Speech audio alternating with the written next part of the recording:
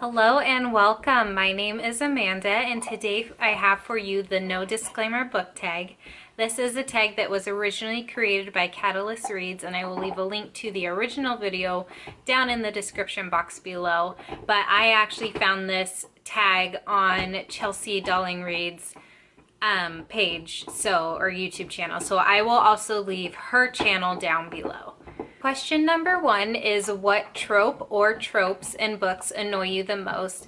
And for me, I'm tending to not pick up so much anymore books that have the tropes that I don't enjoy, but those would mostly be like love triangles, kind of like the rags to riches stories.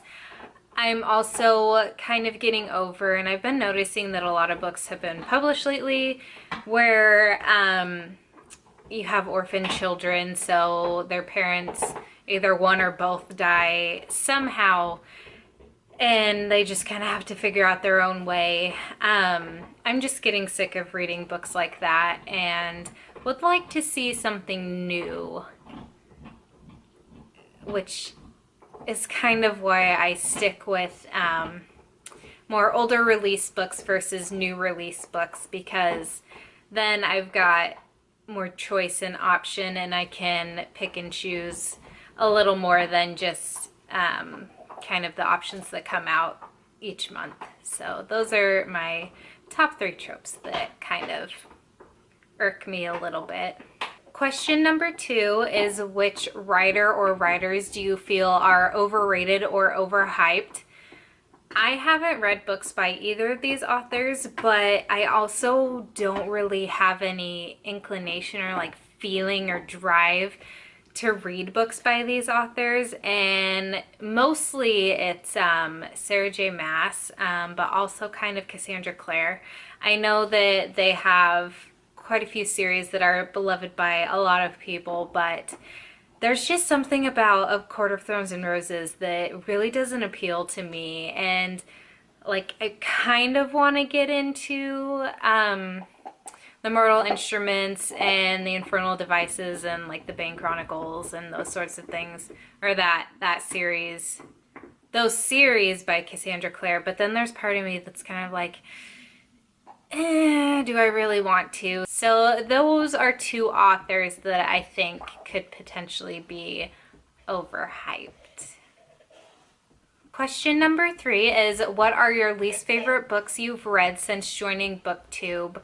I have a couple books that I've rated at 2 or 3 stars out of 5 stars. I go based off the Goodreads rating system. But the one book I liked the least and like really found myself rolling my eyes about and just wanting to get through and be done with was Loved Walked In by Marissa de los Santos. I really did not care for the main character in this book at all. She just wanted this fairy tale movie life. She seemed very superficial at first, and then she became this like super deep loving character, and it just kind of like, her character development wasn't smooth. It was just kind of like 2 polar opposite sides of a person, and I just didn't enjoy reading her book. This is a book that is told, there's 2 different points of views, and the chapters go back and forth between 2 of the characters. So one is by the woman I was just talking about, Cornelia, and the other is by this little girl named Claire. I also didn't like the first love interest of Cornelia's, and it just felt like a stretch. So this is a book that I really just didn't enjoy. Question number 4 is, what is a terrible ending that ruined an otherwise quality book? I'm gonna steal Chelsea's answer for this and go with Heartless by Marissa Meyer as well. You know what's supposed to happen because it's a retelling of The Queen of Hearts from Alice in Wonderland, so you know that something has to happen for her to become the vile, evil woman that she is in Alice in Wonderland. But I just feel like the progression was not, it just seemed very abrupt. And I guess I get why, but at the same time, it's just kind of like a switch flipped and she just all of a sudden didn't care, didn't just, she didn't care. And it was, I think the transition could have gone a lot better and could have been written a little better. So that's an ending that I was just kind of a little disappointed in and didn't really understand how we got from point A to point B. Question number 5 is, which fictional character or characters do you wish were not killed off? So to avoid spoilers, I'm just going to hold up this book and say that our main character, who is disposed of at the end, did not sit well with me. I feel like the events leading up to that obviously really set the tone for what the rest of the series was going to be like. And I feel if just that one character had stayed alive, that things would have ended so much better, or like the events would have been not as terrible as they are, but Joffrey sucks. He really sucks. Question number 6 is, what are some of your bookish pet peeves? So for me, I don't really understand why usually like the first 1 or 2 books in a series will be published in paperback first, and then it seems like book 3 or 4 will be published in hardback first, and then paperback won't be released for another year or so. So then if you are reading the series as it goes along and not maybe waiting to pick up all the books once it's finished, you end up with mismatched books, which isn't so bad as long as, you know, maybe like the first 1 through 3 are in paperback and the first like 4 through 6 are in hardback. It doesn't look so bad on the shelf, but I just never understood that. And it did used to peeve me a lot more when I was younger. So that's probably my big one, is just that, I don't know, maybe publish paperback and hardback at the same time and then you won't have customers waiting. But I guess it's some sort of marketing ploy or something that they've got figured out. Question number 7 is, what are some books you feel should have more recognition?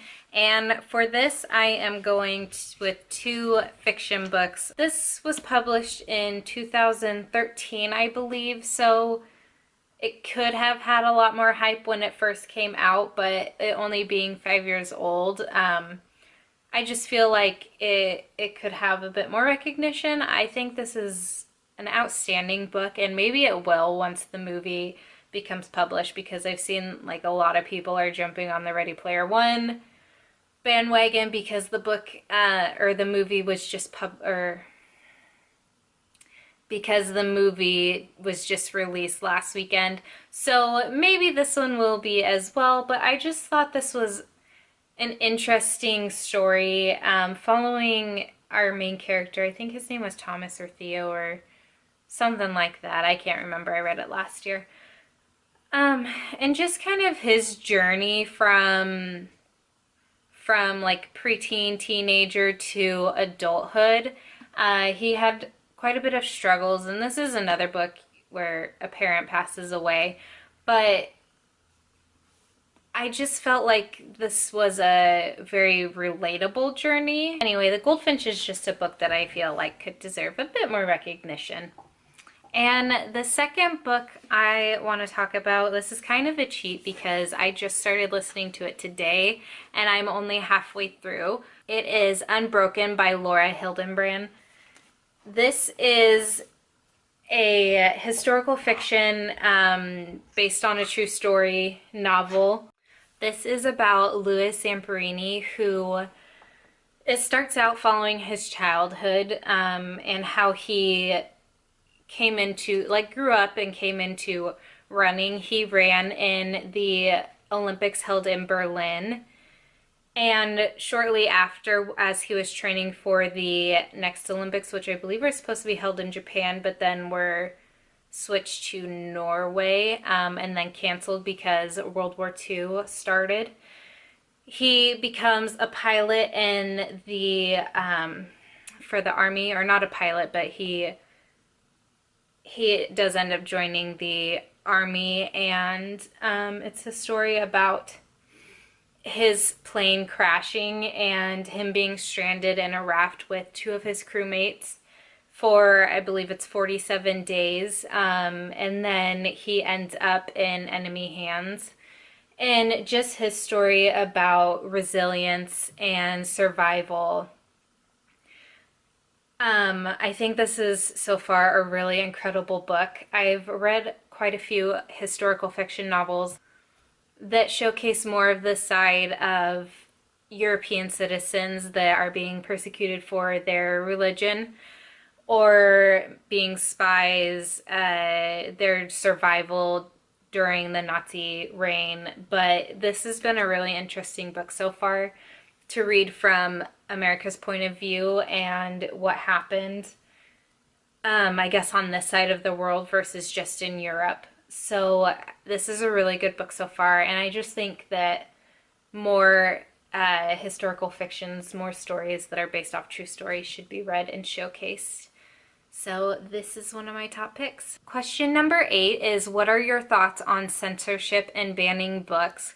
So I believe when I was in school, in some schools, like young in school, some schools were banning Harry Potter books. My school wasn't, but I didn't really understand why. So I guess I've always thought about banned books since that point. I do think that books should be available to age-appropriate audiences, but ultimately it's up to the reader.